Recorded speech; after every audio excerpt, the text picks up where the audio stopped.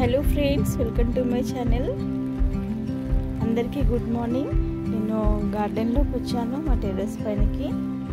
అయితే వర్షం పడుతూనే ఉంది, ఇప్పుడు సన్నగా స్టార్ట్ అయిందనమాట. నిన్న అయితే మొత్తము బెండకాయకి ఇంకా టమాటాకి అన్నిటికీ వాడిపోయిన ఆకులు ఉంటాయి కదా, అన్నిటికీ ప్రూనింగ్ చేశాను నేను.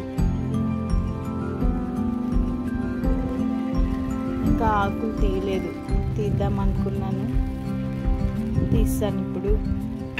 ఆ తీద్దాం అనుకునేసరికి ఫుల్ వర్షం కిందికి వెళ్ళిపోయాను.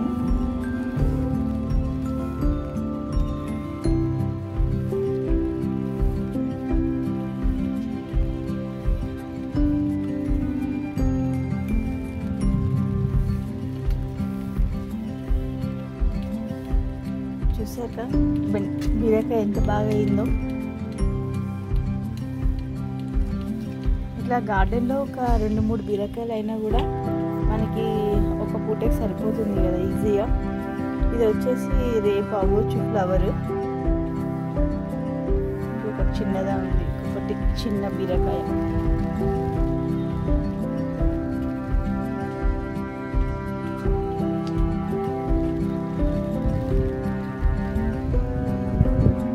ఇందులో వచ్చేసి రాడిష్ పెట్టాను నేను. ఇంకా వాటికి టైం పడుతుంది హార్వెస్టింగ్ చేయడానికి.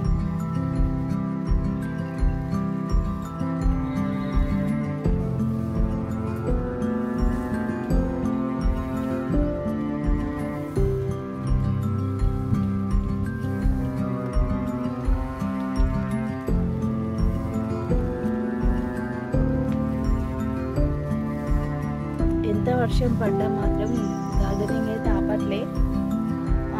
మంచిగా ఎప్పటికప్పుడు ఏదో ఒక ఫెర్టిలైజర్ ఇస్తూనే ఉన్నాను ఇంట్లో చేసింది.